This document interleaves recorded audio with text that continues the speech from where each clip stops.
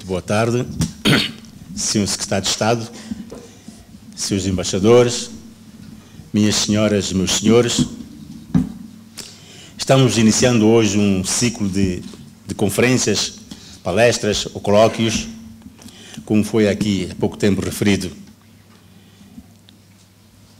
Este ciclo que estamos iniciando é para analisarmos um pouco o nosso futuro, os desafios complexos que nós temos pela frente, porque nós queremos que esta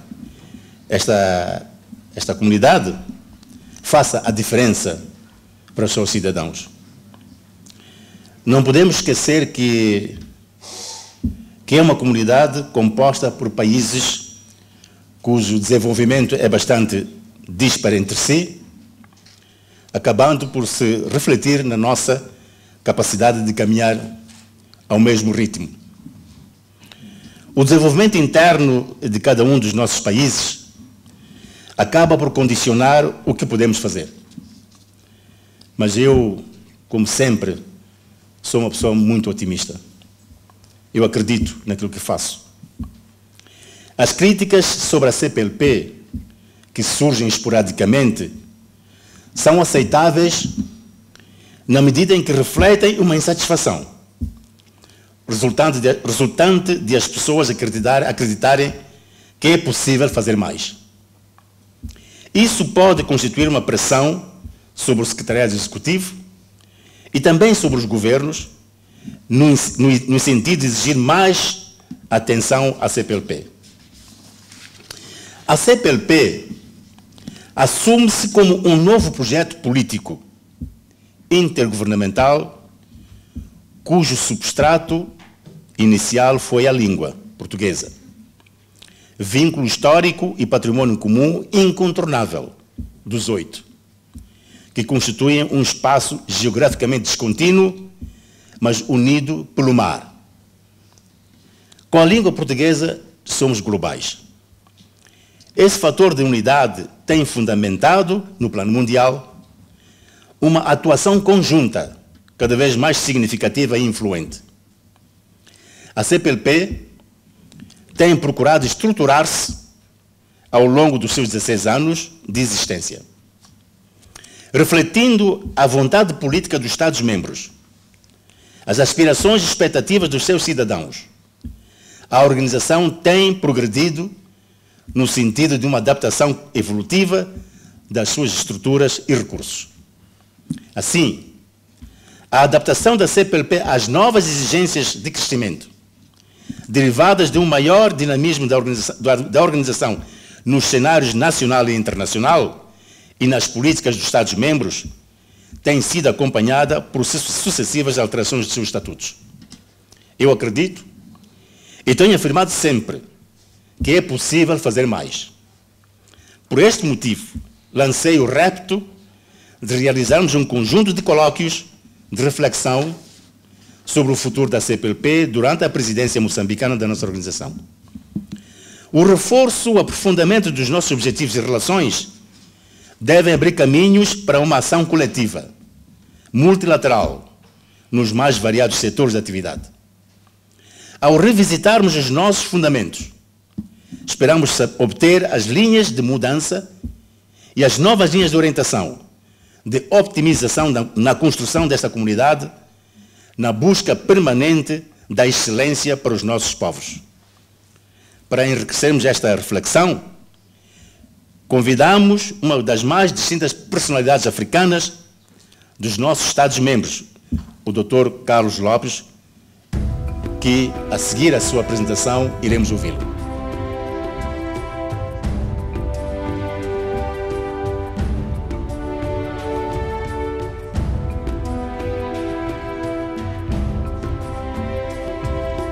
Na diplomacia internacional, o que conta mais do que tudo é a construção da confiança. E essa construção da confiança tem a ver com intangíveis, que não são possíveis de ler no manual. Portanto, é a prática diplomática e a qualidade dos interlocutores que cria essa confiança. E se essa confiança não for construída pedra a pedra, é muito difícil conseguir resultados espetaculares. Portanto, se nós quisermos ter uma comunidade com as características que nós esperamos, ela tem que ser construída também numa base de confiança, pedra a pedra. Como é que isso pode ser feito? Vejamos, por exemplo, um exemplo interessante do que se vai passar daqui a uma semana e meia. Daqui a uma semana e meia, a União Africana vai comemorar 50 anos de história pan-africana, história institucional pan-africana. Os construtores dessa história pan-africana não incluem oficialmente nenhum lusófono, porque os construtores foram aqueles que fundaram a Organização da Unidade Africana, que é uma organização de Estados, e, portanto, na altura em que foi fundada a Organização da Unidade Africana, não havia um único lusófono que fosse liberto. Portanto, não havia Estados africanos de língua oficial portuguesa. E, no entanto, apesar dessa ausência do ponto de vista institucional, houve um reconhecimento alargado por parte de vários organizadores das comemorações que vão ter lugar daqui a uma semana e meia, de que muita da construção do ideal pan-africano passou por personalidades como Amílcar Cabral. E, inclusive, ele foi incluído na lista daqueles que devem ser homenageados oficialmente. Porquê? Por causa da contribuição singular que ele teve para estabelecer os parâmetros daquilo que nós consideramos ser hoje a definição do panafricanismo, porque há várias definições de panafricanismo. Há uma definição que é puramente territorial e há uma definição que tem rasgos até do ponto de vista racial, e há também uma definição mais cultural. Portanto, havia várias interpretações do ideário pan-africano, que, como nós sabemos, foi construído a partir da diáspora, e uma diáspora que tinha uma necessidade de identidade e de alteridade em relação ao lugar onde vivia. E, portanto, é com um enorme simbolismo que as comemorações daqui a uma semana e meia vão ter esse reconhecimento de um construtor desse ideal pan-africano, que não é outro senão aquele que disse que o papel da língua e da cultura eram extremamente importantes para a definição de uma frente civilizatória que poderia justificar a libertação nacional. E, portanto, não estamos a falar de um guerrilheiro como aqueles que existem hoje no Mali. Portanto, estamos a falar de uma personalidade sofisticada que era capaz de fazer análises filosóficas e que ainda hoje são utilizadas. E estas comemorações vão ter lugar num país, a Etiópia, que tem tudo a ver com o ideal de independência dos africanos, porque foi o único país que não foi colonizado e que, quando foi ocupado durante menos de uma década pelos italianos, protagonizou uma luta feroz para reconquistar a sua independência.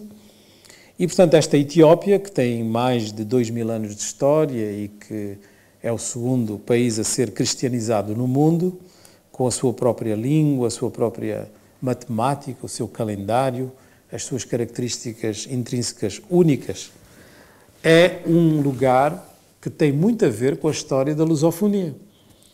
Porque a Etiópia é o primeiro reino africano em que Portugal envia uma embaixada. E uma embaixada que é uma forma de reconhecimento da soberania do outro. E estamos a falar do século XVI, portanto, não estamos a falar de uma coisa recente. E essa forma e esse reconhecimento da soberania tem uma criatividade muito interessante. Não vamos ter tempo agora de a explorar, mas tem a ver, inclusive, com uma certa definição daquilo que viriam a ser as relações externas de Portugal em relação à África. E muito do que se fez no século XVI teria sido fantástico se continuasse a fazer como no século XVI. Depois fizeram-se coisas um bocadinho diferentes. Mas no século XVI havia, de facto, alguns reconhecimentos muito importantes da soberania africana. E, como eu dizia, para continuarmos no simbolismo, estas comemorações têm um determinado número de presidentes que vão ser convidados especiais e um dos convidados especiais é a Presidente Dilma. E eu acho que isto é uma coisa extraordinária porque mostra um reconhecimento especial também do relacionamento que existe entre o Brasil e a África. Não é por acaso que a Presidente Dilma é convidada. Quando se vê a lista dos convidados que vão falar em nome das diferentes regiões do mundo, nós detectamos imediatamente cumplicidades. Portanto, para o Médio Oriente quem vai falar é a Palestina, para as Caribas quem vai falar é Cuba, mas para a América do Sul quem vai falar é o Brasil. E eu penso que nós temos que reconhecer que neste momento estamos a viver um momento único que valoriza essas simbologias. Não faz muito tempo, exatamente há um mês atrás, eu fui convidado pelo governo sul-africano para fazer parte da cimeira dos BRICS, Brasil, Rússia, Índia, China e África do Sul, e foi de facto extraordinário ver que na cimeira dos BRICS com os africanos havia na mesa três presidentes de língua portuguesa. Portanto, a Presidente Dilma, o Presidente Eduardo dos Santos e o Presidente Guebuza. Mas depois havia mais 2 representantes convidados de organismos internacionais, o Sr. Tomás Salomão, da SADC, e eu próprio, da Comissão Económica para a África, também de língua portuguesa. E eu, brincar, fui dizendo que a língua mais falada naquela mesa era o português. Os símbolos são importantes. Porquê? Porque eles trazem-nos a história, e a história é, de facto, uma das vertentes da nossa unidade. As outras estão relacionadas com ela, como seja a língua e a cultura. E estes 3 vértices constituem, de facto, os elementos para uma definição identitária que é aquela que mais nos aproxima, dadas as características da descontinuidade geográfica. Eu poderia falar muito, e com prazer e com emoção, sobre estas relações simbólicas que nos trazem, de facto, esta teia, este emaranhado de cumplicidades a nível histórico, linguístico e cultural. Mas não é disso que eu queria falar hoje. Eu quero falar hoje do outro elemento, da outra dimensão que me parece fundamental para o futuro da comunidade. E essa é a dimensão económica. Tenho o enorme prazer de ver ali ao fundo desta sala o reitor do ISCTE, que é justamente um coordenador de um estudo feito sobre a importância económica da língua portuguesa, um estudo que nos demonstra que nós, de facto, temos algumas características a favor desta comunidade, se elas forem bem utilizadas. Portanto, não é só o facto de termos 250 milhões de pessoas no universo de fala portuguesa. E vou dizer o universo porque, como nós sabemos, em muitos dos países o português não é necessariamente dominado pelo conjunto da população, mas ele acaba por ser, digamos, o vértice, por várias razões.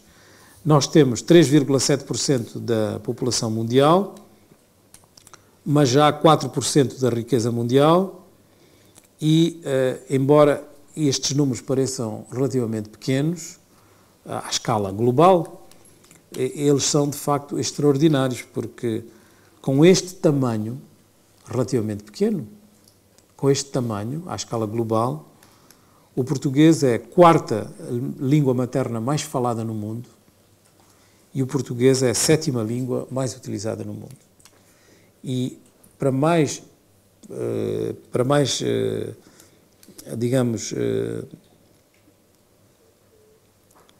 confirmação da importância da língua portuguesa, é uma das línguas que mais cresce na internet, estando já em 6ª posição, mas com todas as projeções a apontarem que provavelmente chegará à 4ª posição com a influência do Brasil.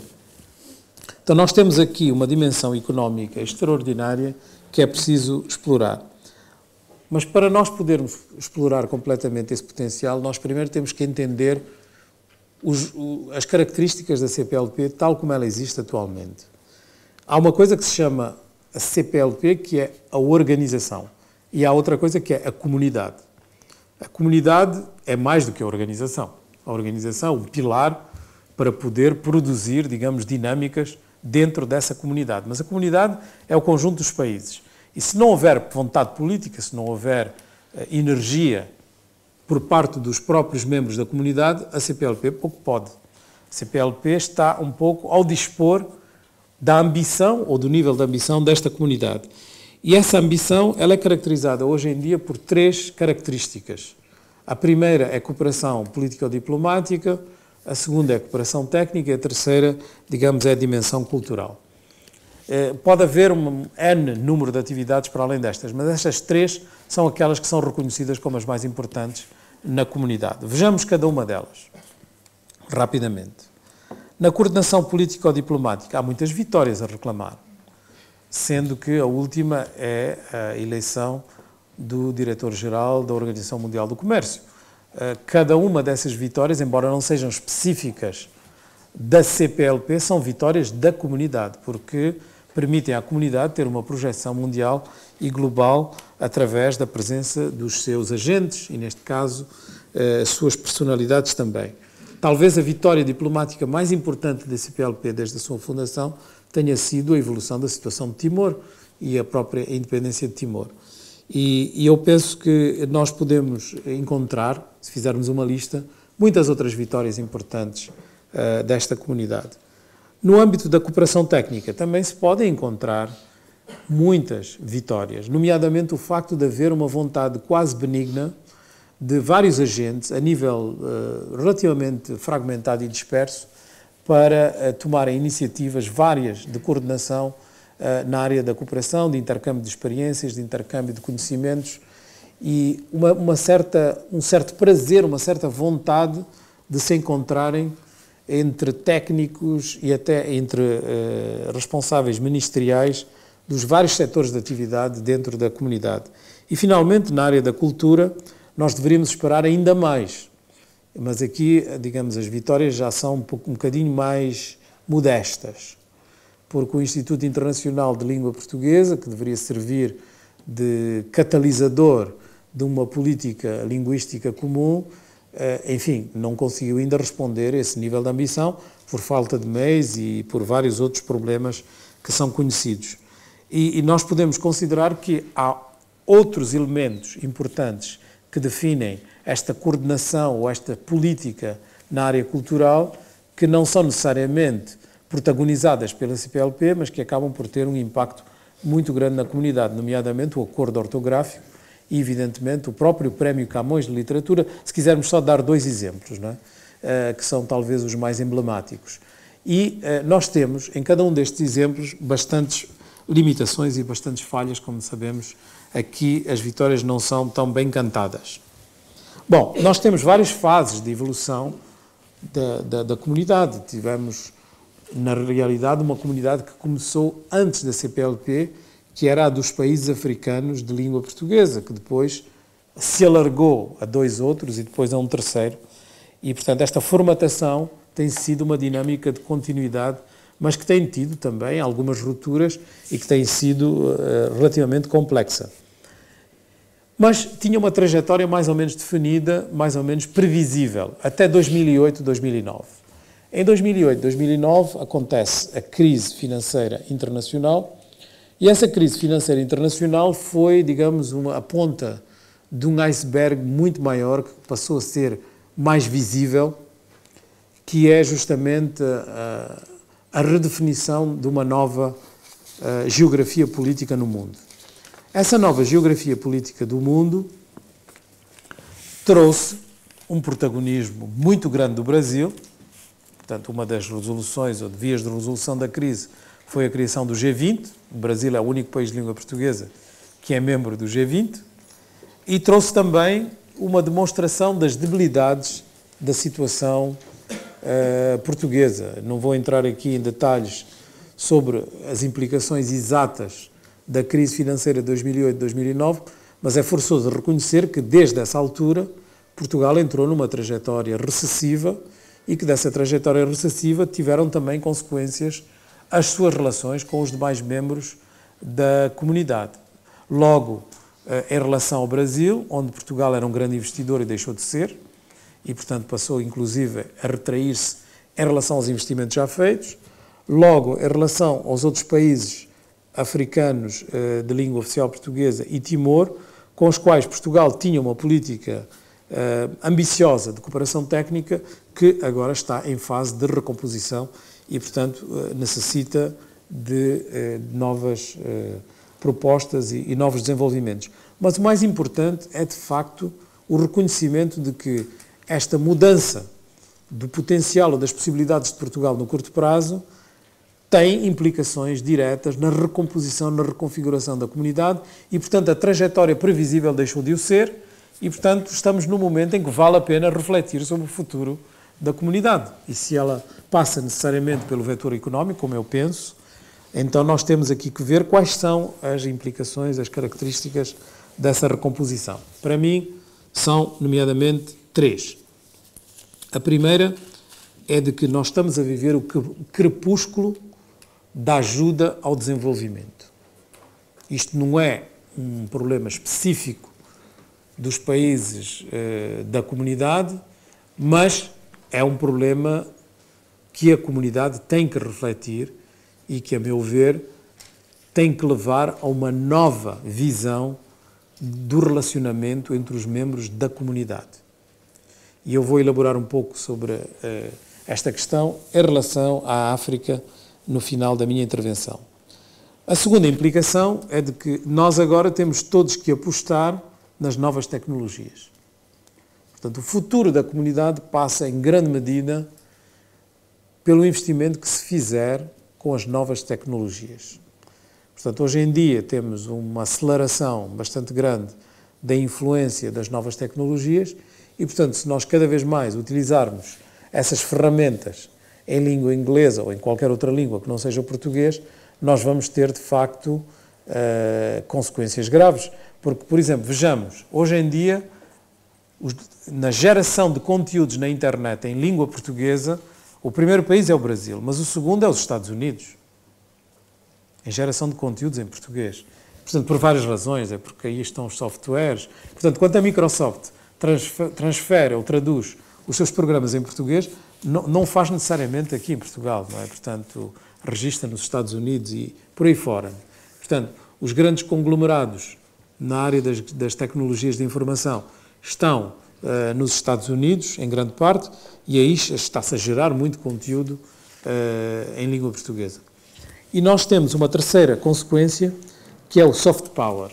E esta terceira consequência é tentar dirigir ou canalizar as energias da comunidade para uma melhor utilização do soft power, porque esse é um poder gigantesco que tem a comunidade e que não está a ser completamente utilizado. Portanto, passando por essas 3 consequências, crepúsculo da ajuda ao desenvolvimento, a necessidade de reorientar o relacionamento económico entre os membros da comunidade, as novas tecnologias e o soft power, temos os elementos para uma estratégia que eu não tenho, evidentemente, aqui a pretensão de elaborar, mas apenas de sugerir algumas pistas de reflexão. Vejamos, por exemplo, na área da ajuda ao desenvolvimento. A ajuda ao desenvolvimento, hoje em dia, representa umas migalhas, porque o conjunto da ajuda à África, por exemplo, para tomarmos isso como elemento de comparação, são cerca de 25 mil milhões de dólares.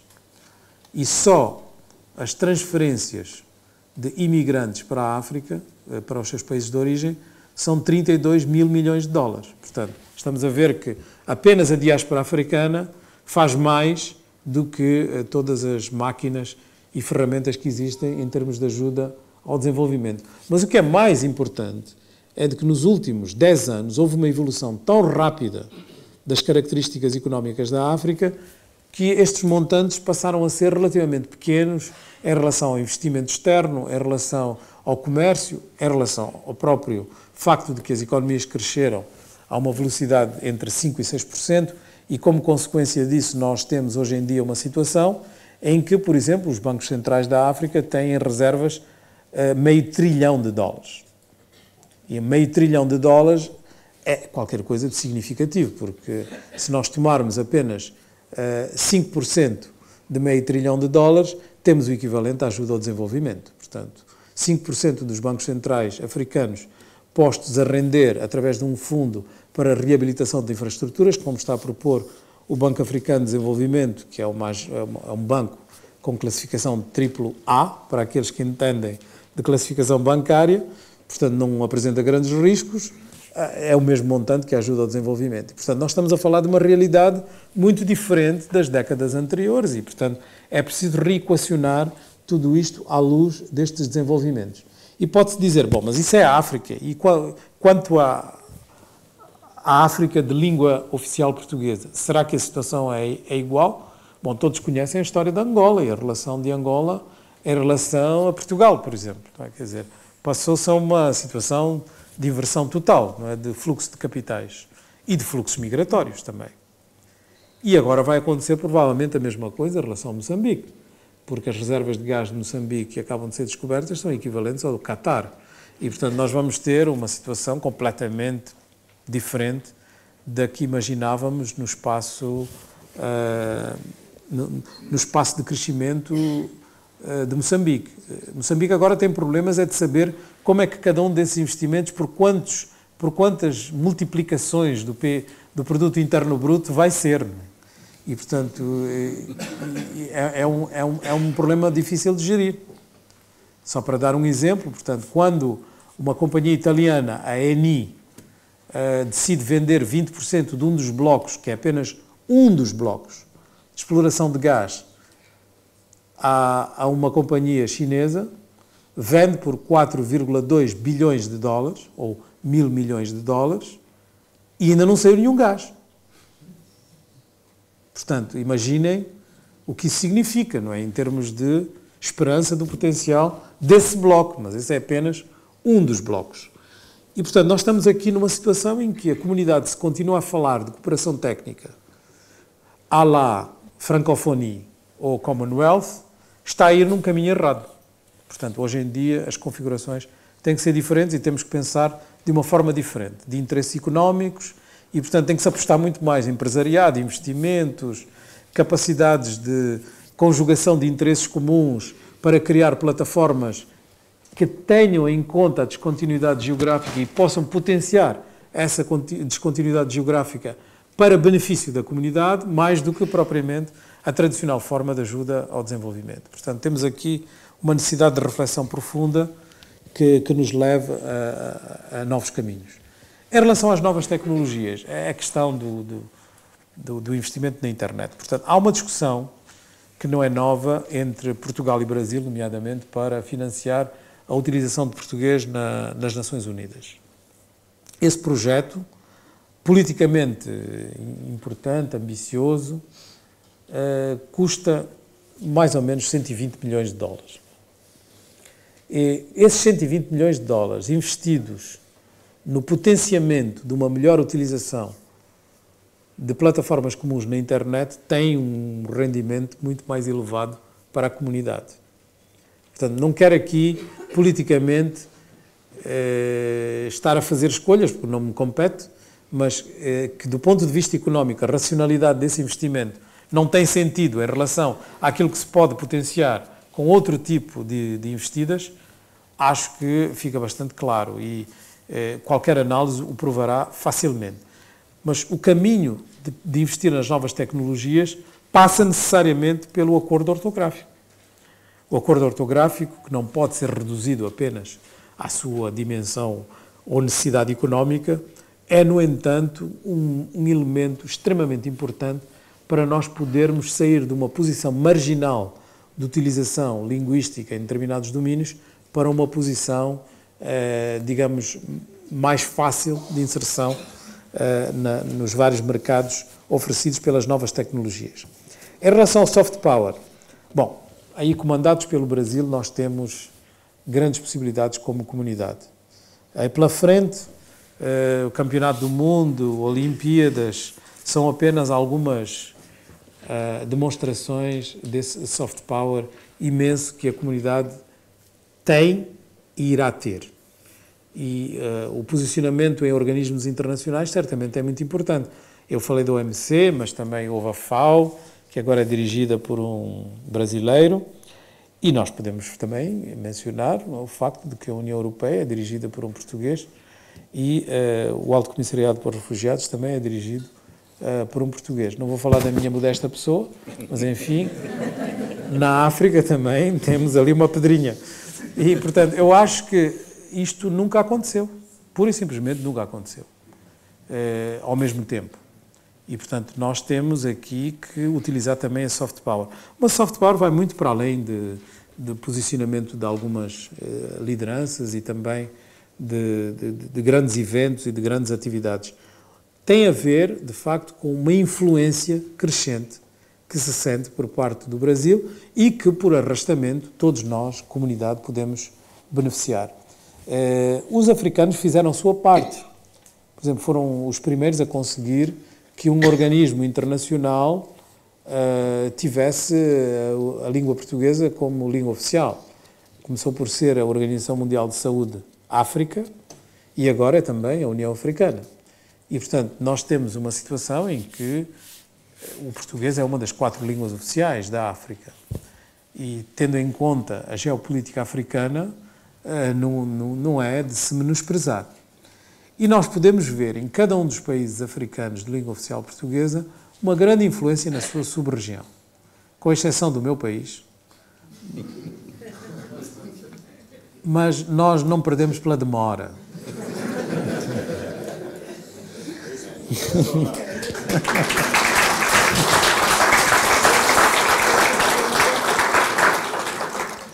Temos, de facto, que ver também que estas notícias positivas às vezes são contrariadas por alguns desenvolvimentos menos positivos. Por exemplo, eu, de uma forma muito informal, portanto não posso ser citado nas minhas funções oficiais, não fiquei muito contente com a decisão do Ministro da Educação do Brasil de terminar o programa Ciência Sem Fronteiras para as universidades portuguesas. Acho que, do ponto de vista da comunidade, é uma pedrada no charco, porque o programa Ciências Sem Fronteiras é um programa para posicionar bolseiros brasileiros em universidades estrangeiras. Havia uma apetência muito grande para vir estudar em Portugal e o ministro, que é um ministro muito sensível e muito bem cotado no Brasil, achou que os brasileiros têm que enfrentar o desafio da segunda língua. Portanto, e não se sentirem só no conforto de estudar em português. Portanto, têm que se dirigir a outras universidades que não são necessariamente de língua portuguesa. Eu acho esse objetivo louvável, mas acho que esse objetivo não pode ser radicalizado. E dizer, não, mas em português é que não, de certeza. Porque também há ciência em português. E também temos o exemplo de, muitas vezes, não é? Quer dizer, não haver concertação necessária a nível político-diplomático para potenciar a utilização do soft power. E em relação às novas tecnologias, há uma falta de coordenação, ou, aliás, há uma descoordenação enorme de políticas entre os membros da comunidade e, portanto, eu aqui lanço um desafio amigável ao secretário-geral para que tome este assunto como um dos grandes desenvolvimentos que a comunidade pode ter no futuro. Não vou falar muito mais, porque acho que temos que ter um pouco de debate, é mais interessante, mas vou mencionar apenas de que as megatendências demonstram que, normalmente, podemos esperar, por volta do ano 2040, que a África tenha a maior reserva de mão de obra do planeta, não só em número, mas também a mais jovem, e vai ser uma mão de obra urbanizada, vai ser uma mão de obra conectada, vai ser uma mão de obra completamente diferente, mais educada do que aquela que nós conhecemos até agora. E, portanto, estas grandes megatendências apontam na direção de que o planeta, no seu conjunto, e a comunidade, no seu particular, tem que contar muito com os jovens. E os jovens, no futuro, vão estar, na sua grande, esmagadora maioria, na África. Muito obrigado.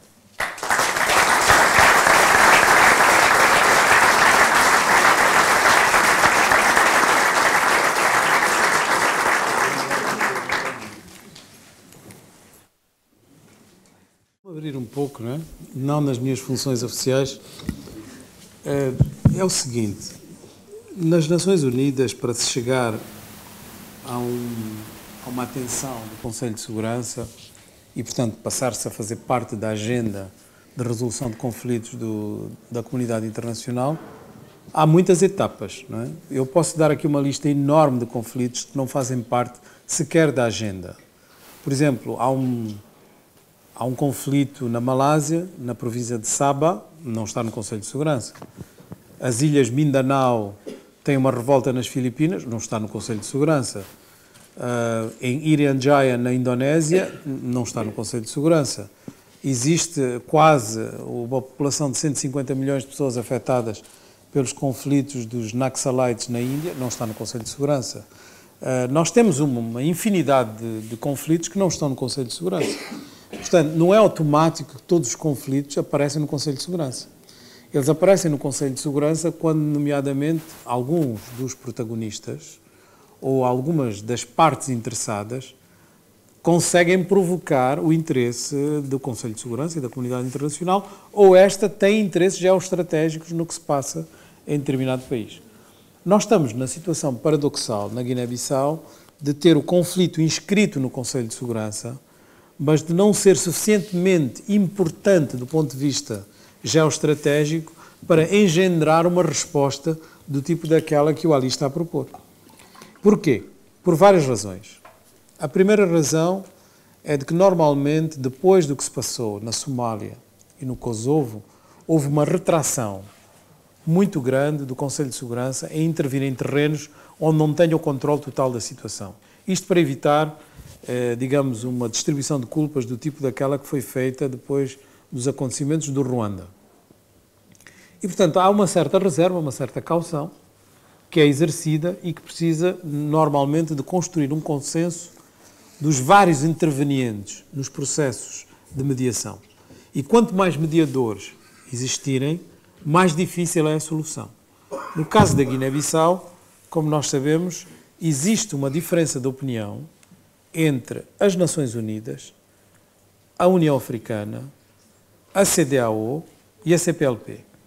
Estas diferenças de opinião agora foram sincronizadas, foram maturadas, cristalizadas numa posição comum dos quatro. Mas isto é recente e, portanto, está em construção. Até haver essa maturação e esta cristalização, havia uma tensão de 4 posições diferentes. Quando isso acontece, em todas as circunstâncias que eu conheço, não existe saída imediata, fácil, para a mediação. Porque imediatamente se mobiliza em cada uma dessas várias organizações as forças, as energias e também os anticorpos para não permitir que outras posições possam avançar. Não estou a dizer que elas estão certas ou erradas. Do ponto de vista apenas da mecânica, torna-se muito difícil encontrar uma saída. E porquê que isto aconteceu na Guiné-Bissau? Caso inédito. 4 organizações com 4 posições diferentes. Nós temos muitas coisas inéditas na Guiné-Bissau. Fomos os primeiros a proclamar a independência de forma unilateral. E portanto, nós temos criado e contribuído para o direito internacional. Não pelas melhores razões, sempre, mas de facto somos muito criativos. E portanto, nós temos esta situação que leva a que seja extremamente difícil que a comunidade internacional possa entender-se de uma forma simples, porque os protagonistas nacionais conseguiram formas de manipulação das posições internacionais extraordinárias. Extraordinárias. Portanto, é difícil, quando se toma em consideração os principais protagonistas da Guiné-Bissau, dos conflitos na Guiné-Bissau, é difícil de saber qual é a sua posição, não num determinado momento, mas ao longo do tempo. Porque mudam de posição várias vezes. Todos, não é? Quer dizer, e num espaço de 30 anos, eu já não sei quem é quem. Porque há muito zigue-zague. E, portanto, isto torna o papel dos mediadores e da comunidade internacional extremamente difícil. Portanto, eu acho que nós temos que ter um pouco de paciência e não pensar que a solução para este tipo de situação vai vir de fora. A solução tem que vir de dentro.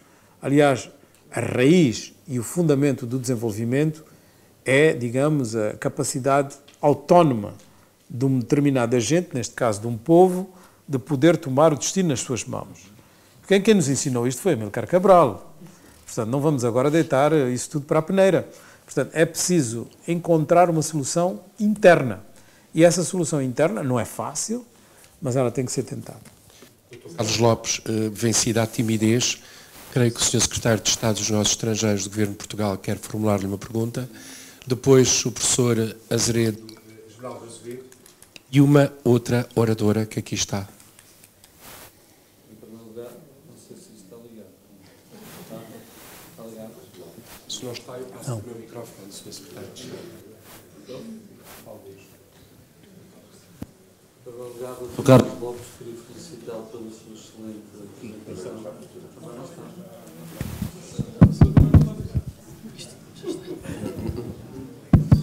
Agora sim, queria felicitá-lo pela sua excelente intervenção e também o Sr. Secretário Executivo pela brilhante intervenção que também fez aqui antes.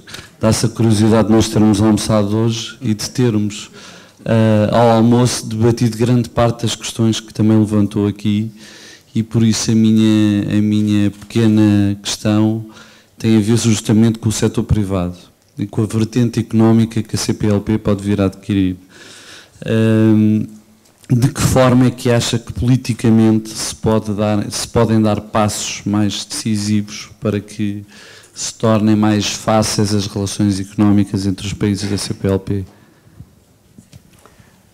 Eu acho que há um potencial enorme, porque nós temos aqui alguns bancos portugueses que começaram por ser agentes importantes de private equity e que conseguiram até mobilizar parcerias importantes com bancos brasileiros e com outros agentes económicos interessados no investimento na África. E, portanto, eu acho que é esse o caminho. Tem que se investir menos na cooperação técnica tradicional e mais neste tipo de veículos. E penso que o savoir-faire, digamos, o conhecimento já existe, nomeadamente no setor bancário, mas para além do setor bancário, e é preciso potenciá-lo. Quando eu vejo, por exemplo, algumas das atividades de uma empresa como a Portugal Telecom ou como a Galp, é claro que eles têm uma estratégia de expansão que passa necessariamente pelo espaço da comunidade. E era preciso ver mais agentes com esse tipo de ambição, com esse tipo de estratégia. O que me parece é que neste momento essas estratégias são de empresas, ainda não estratégias mais concertadas da própria comunidade. Por exemplo, o que se passa a nível do espaço aéreo dava pano para muitas discussões de tipo estratégico que poderiam posicionar melhor o conjunto da comunidade em termos de investimento, em termos de conexões, relações, etc. Isso não é feito. Portanto, veja aí gaps que podem ser aproveitados e certamente uma das sugestões que eu gostaria de fazer era que a comunidade ou algum dos países membros pudesse acolher uma reunião de reflexão estratégica sobre os investimentos cruzados dentro da comunidade. Professor Esmeralda Azevedo.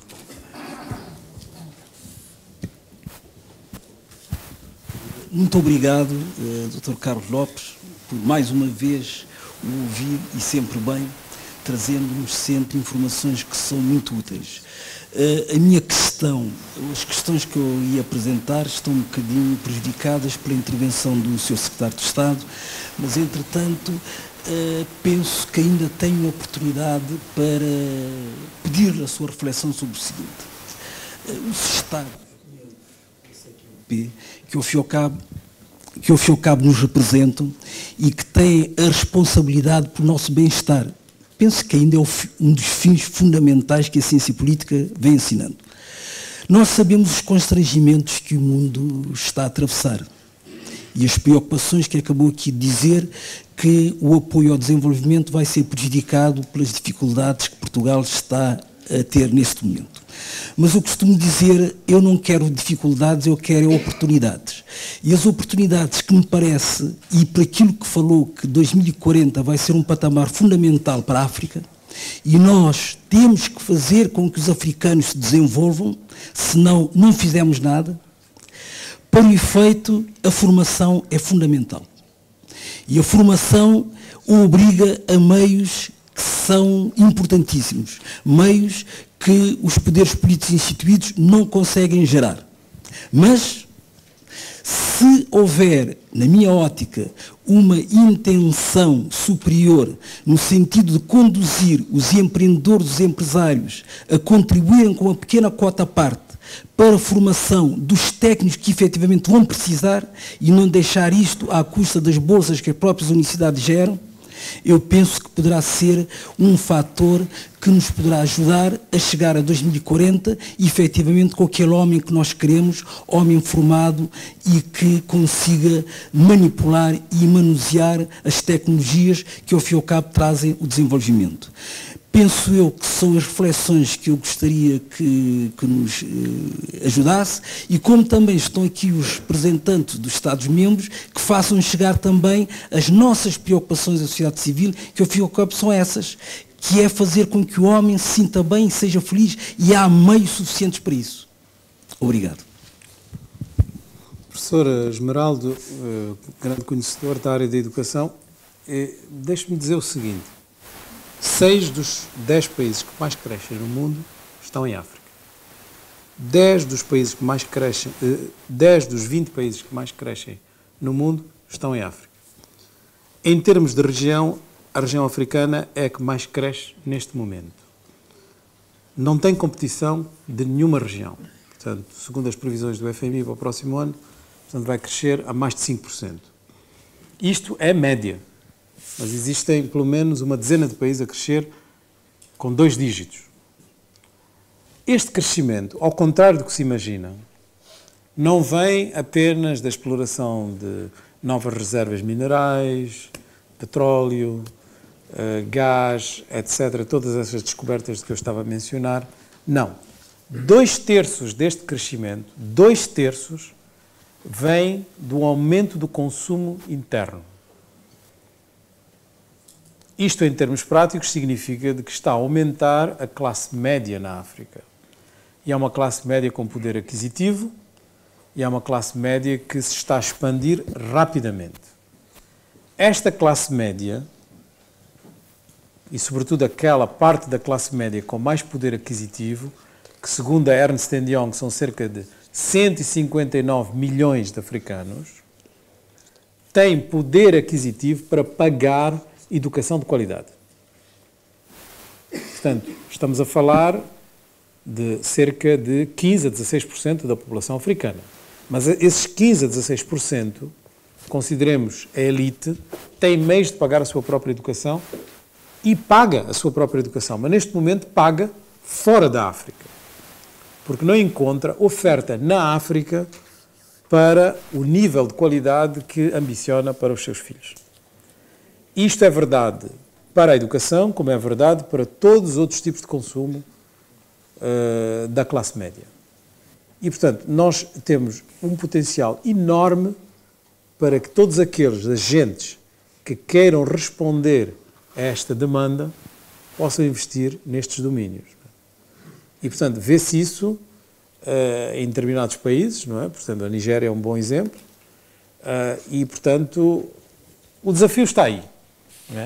É conseguir, através das respostas organizadas, saciar esta vontade de consumo que já é a principal responsável pelo crescimento africano.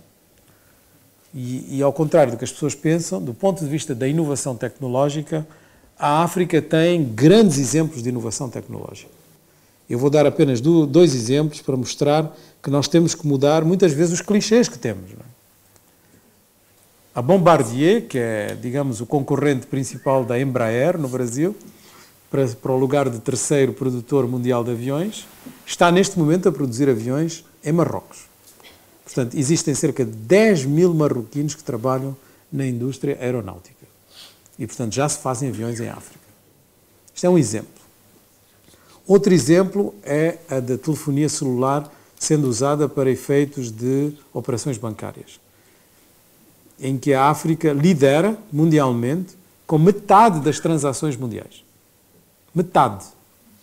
E, portanto, não só lidera, mas foi a inventora das principais soluções de mobile banking no mundo. E, neste momento, temos um indivíduo como o presidente, diretor-geral da Google, a dizer que Nairobi é um polo de criatividade mundial e está a instalar um dos seus grandes laboratórios de pesquisa em Nairobi por causa dessa grande criatividade. Muitas vezes a necessidade aguça o engenho. Carlos Lopes,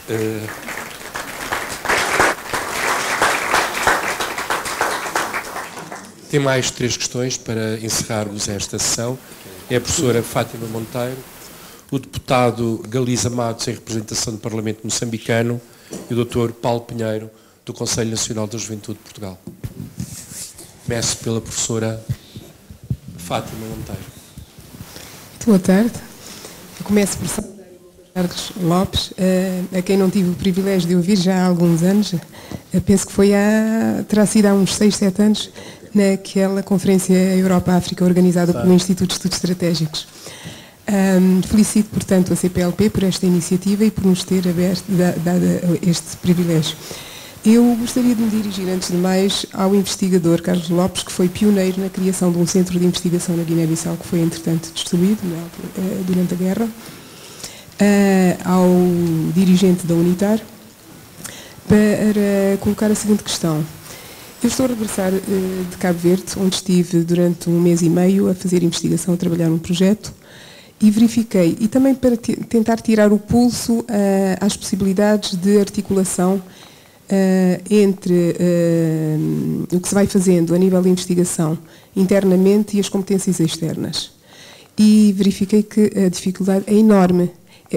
Não existe neste momento uma reflexão séria sobre estratégias de envolvimento, de inclusão das potencialidades externas, esse nível. Levei uma proposta subscrita por alguns colegas meus aqui em Portugal, cabo-verdianos aqui em Portugal, a trabalhar nas universidades portuguesas, de criação de algo semelhante à Fundação para a Ciência e Tecnologia em Cabo Verde, uma Fundação para a Ciência em Cabo Verde. Sei que Moçambique está em vias, ou já está em fase de instalação, um centro de investigação com bastantes ambições em áreas mais voltadas para a tecnologia, penso eu. Angola, idem aspas. Qual será o papel da CPLP, qual é que vê que seja o papel da CPLP em ajudar a criar centros, polos de excelência em termos de investigação? Se justifica que seja especializado por países, ou se existiria a semelhança do que acontece com o ILP, localização num só desses países, para maior aproveitamento eventualmente dos recursos. Se não se justificaria a criação de um centro de excelência em termos de investigação com a eleição de algumas das áreas prioritárias, por exemplo, na área do meio ambiente, ordenamento de território, questões desse género. E pronto, gostaria de ouvir a sua opinião sobre esta questão. Talvez 2 ou 3 perguntas. Senhor Embaixador Morardi Moragi, que não querem limitar o tempo de resposta ao Dr. Carlos Lopes. Portanto, lanço um apelo, percam a timidez. Falem com o Dr. Carlos Lopes. Obrigado. Não vamos ficar eternamente também. Claro, Sr. Embaixador. Eu começo por agradecer, de facto chamo-me Galiza Matos Júnior, estou em representação, sim, num outro evento, num seminário de jovens líderes do espaço lusófono e ibero-americano sobre inovação, emprego e empreendedorismo. Tive, por via da organização, o convite também para vir a este espaço, pelo que agradeço e desde já os meus parabéns pela excelente ação. Puxando a sardinha brasa e para Moçambique, em relação a algumas questões que gostaria que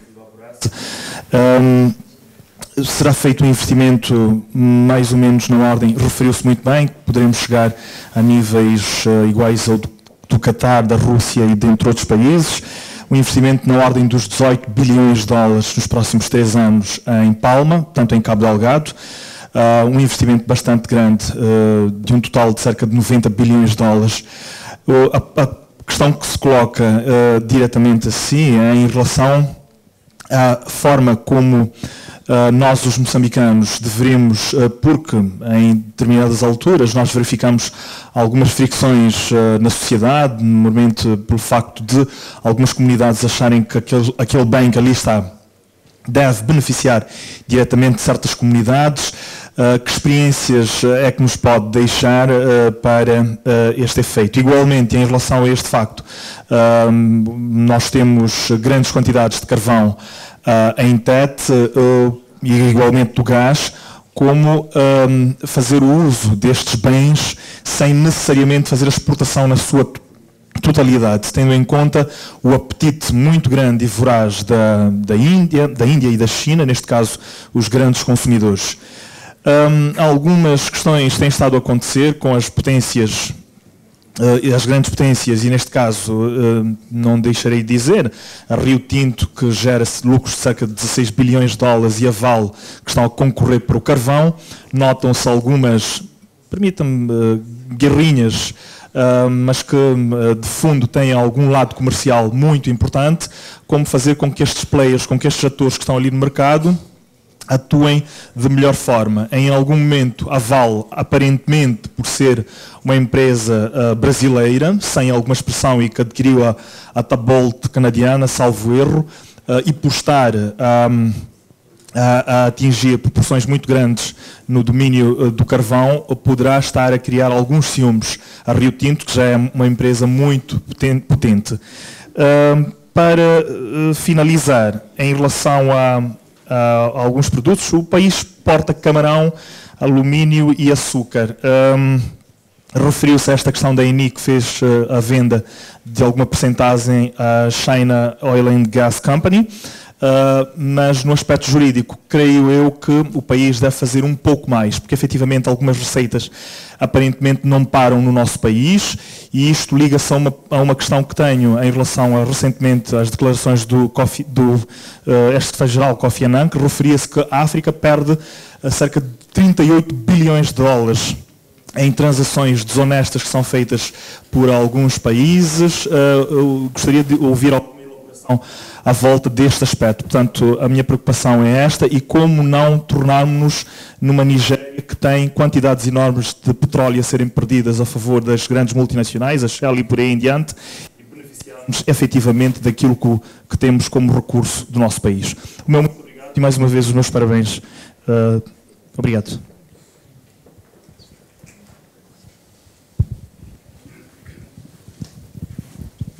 Muito obrigado.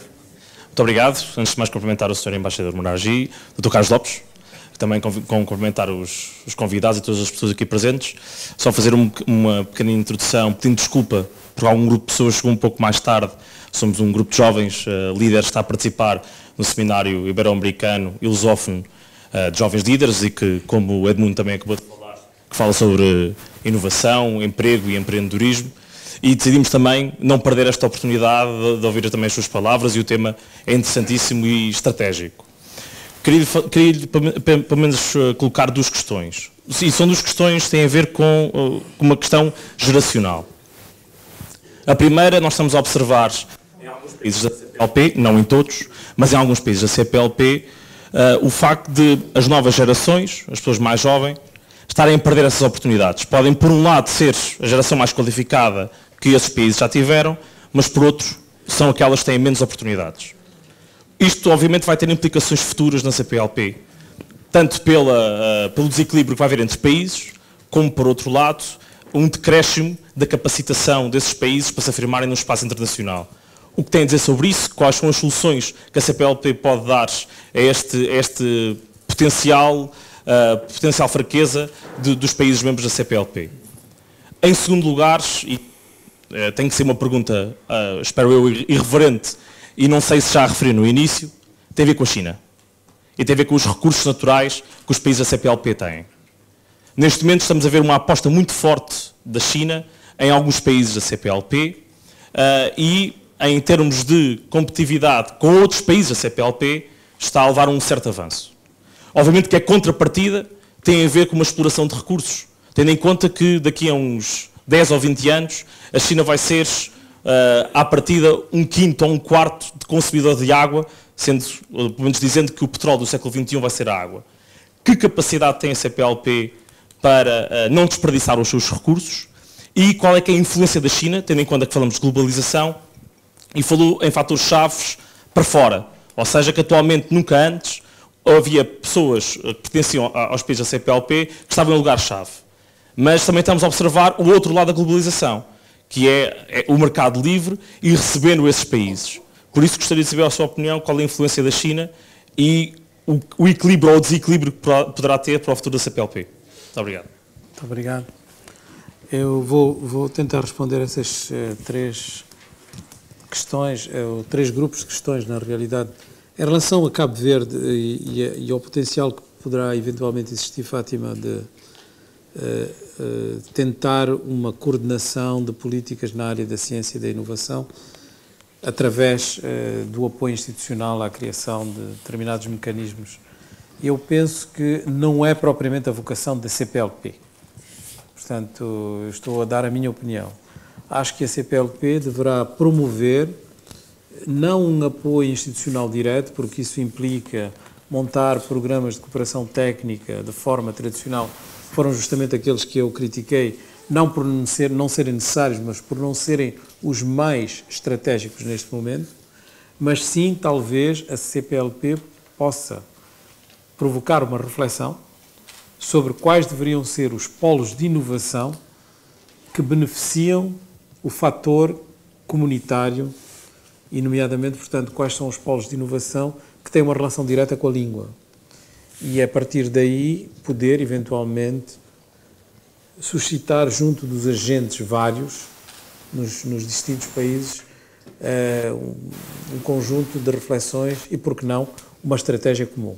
Vou dar um exemplo. Propriedade intelectual. Extremamente importante ter uma política sobre a propriedade intelectual, sobre as patentes, o registro de patentes, porque vai influenciar as cadeias de valor. Existe uma experiência adquirida no Brasil, existe uma experiência adquirida em Portugal. É através dessa experiência adquirida que nós podemos potenciar um conjunto de ações estratégicas de toda a comunidade nessa área e parece-me uma área fundamental e estratégica para apoio dos vários países. Outro exemplo poderia ser, por exemplo, nanotecnologia. E pode parecer uma coisa assim um bocado extemporânea, mas não é. A nanotecnologia tem um potencial enorme de transformação industrial.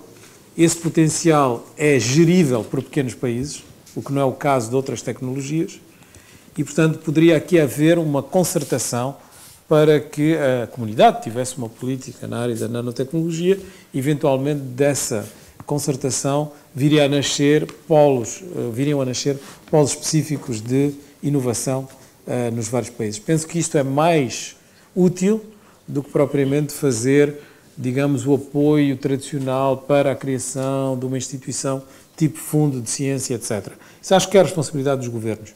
Felizmente, os governos começam a ter meios e, portanto, quando os governos têm meios, e não estou a falar do problema recessivo de Portugal, nem estou a falar do problema muito específico da Guiné-Bissau, que é um país digamos, em pós-conflito, mas todos os outros países estão com orçamentos em crescimento, todos estão com orçamentos em crescimento, todos estão com uma pujança de crescimento bastante boa e, portanto, todos eles têm agora que começar a definir prioridades, porque não se pode fazer tudo. E, portanto, se a prioridade for na área da ciência e da tecnologia, eu acho que é fácil encontrar os pontos de entrada para os melhores apoios e mecanismos institucionais. E creio que esses países têm agora possibilidades de o fazer. Se não o fizerem e se não considerarem prioritária a ciência e tecnologia, é porque eventualmente fizeram outras escolhas e, portanto, isto aqui é um debate de políticas públicas e de saber o que é que os países escolhem. Agora, não é um caminho fácil de tentar, portanto, esquivar as escolhas de política pública de um país, dando ajuda ao desenvolvimento para desenvolver determinadas coisas que podem ser artificiais, porque o país não se engajou para desenvolver essas prioridades. Portanto, essa seria a minha sugestão. Em relação a Moçambique, as observações foram várias e todas elas na direção, digamos, de que Moçambique precisa de ter cuidados. E cuidados em relação a melhor potenciar as suas riquezas. Existem 4 lições fundamentais que devem ser recomendadas a países que se encontram na situação como Moçambique. A primeira é de que tem que ter uma capacidade negocial muito mais elevada. Esse contrato que eu referi da ENI Moçambique não viu nada. Portanto, passou por cima, os 4 bilhões. E ainda não saiu 1 metro cúbico de gás. Agora o governo moçambicano está a pedir contas à ANI, está a tentar recuperar, digamos, a pedalada para ver se consegue algum benefício de um acordo que passou por cima. E passou por cima por causa da forma como foi negociado. E há muitos outros exemplos, não é? Este é um exemplo um pouco mais visível, porque está debaixo do holofote. Mas em relação ao carvão, é muito interessante o que se está a passar, porque essas companhias que vão explorar o carvão em Moçambique, elas exportam carvão para onde? Elas exportam carvão para a China. Portanto, vem uma empresa brasileira investir na exploração de carvão no Brasil, em Moçambique, para mandar para a China. Portanto, o problema aqui é tentar conseguir que as cadeias de valor sejam agregadas à exploração. Portanto, o carvão serve para produzir energia, portanto, não há necessariamente uma condicionante direta de transformação local. Mas pode haver, por exemplo, conteúdos locais vários. Esses conteúdos locais, em inglês a expressão é local content, têm que ser negociados. E normalmente as negociações são muito ingênuas. São negociações de dizer, no ano tal, a maioria dos funcionários tem que ser do país, portanto, moçambicanos neste caso. E depois passa-se um pouco a bola para que o país forme esses funcionários. Não é?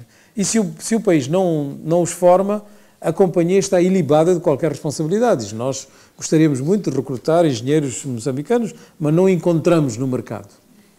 Não é?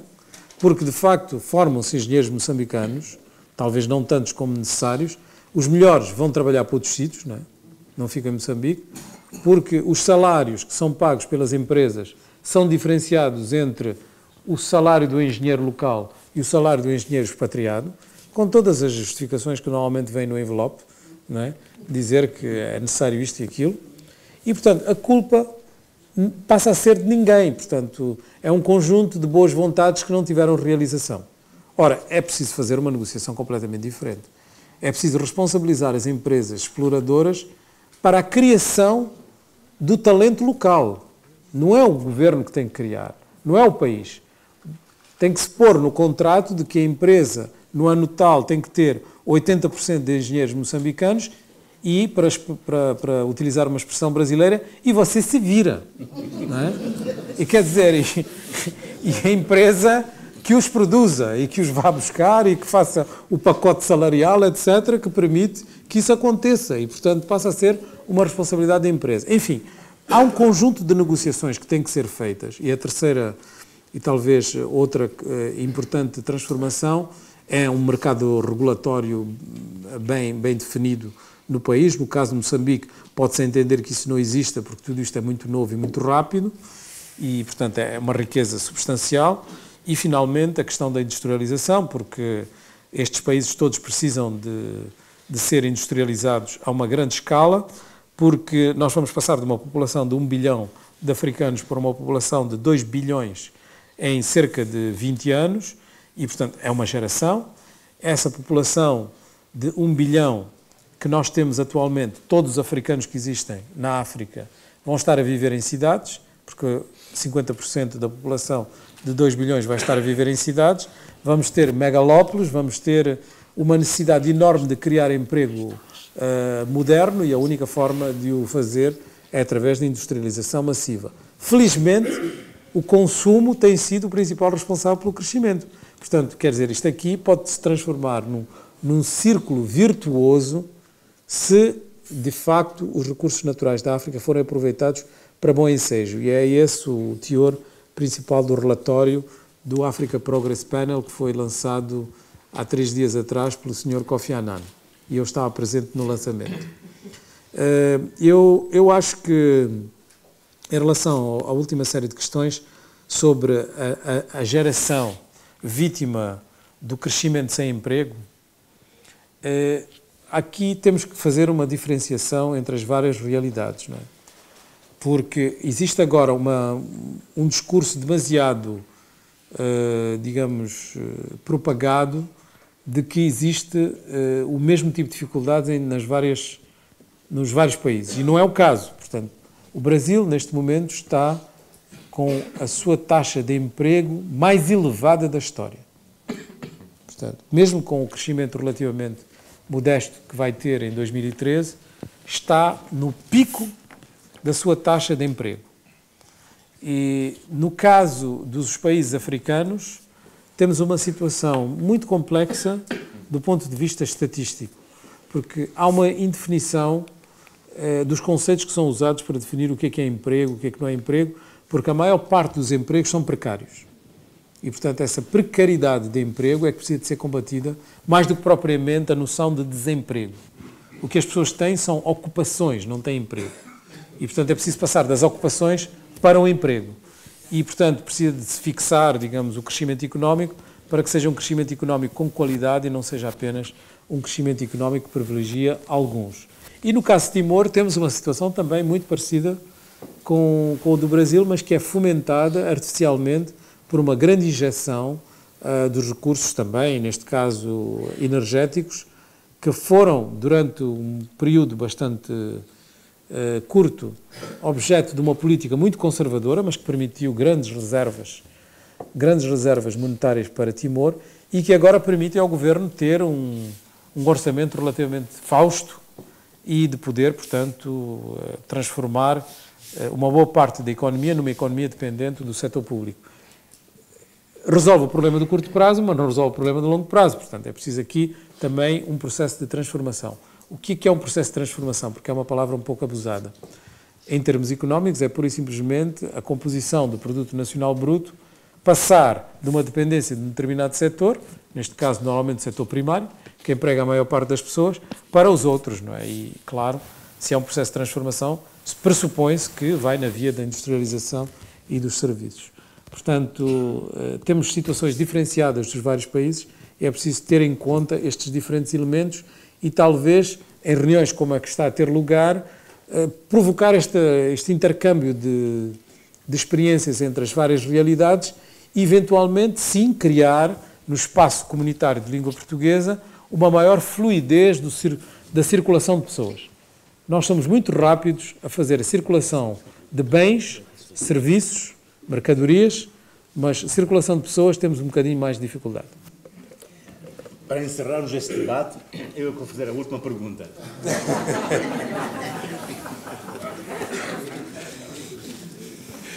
Meu caro, depois de tantas ideias que vieram para aqui, só para sumarizar, qual deve ser o grande objetivo da CPLP na era da globalização? Que caminho? Se eu soubesse, eu deveria ser o secretário-geral.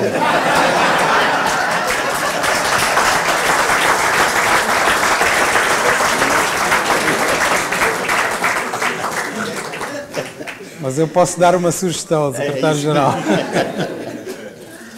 A minha sugestão seria de que, de facto, nós temos uma realidade económica e política mundial em transformação muito rápida.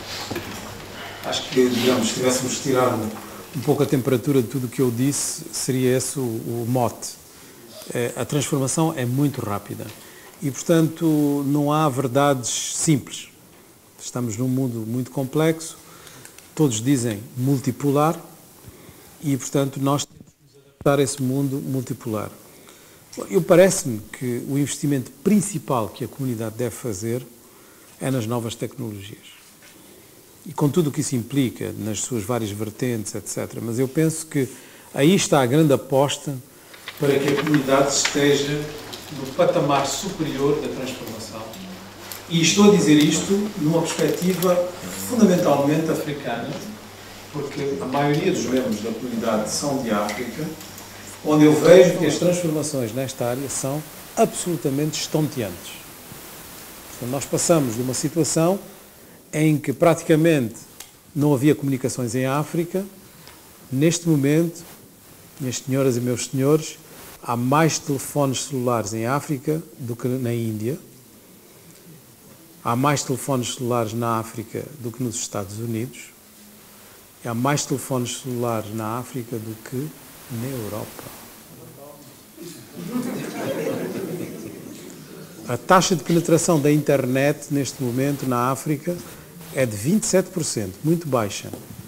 Todas as projeções da União Internacional das Telecomunicações é de que em apenas 20 anos, será de 100%. Portanto, vejamos o que isto significa em termos de transformação. A área de valor mais rápida em crescimento em África é das novas tecnologias. E estou a falar da África porque é aquela que parte do patamar mais baixo. Portanto, imaginemos Brasil, Portugal, etc. Portanto, nós temos aqui uma multitude de possibilidades oferecidas pelas novas tecnologias para fazermos o salto do sapo, como se diz em inglês, não é? Leapfrog. Então, vamos lá ao salto.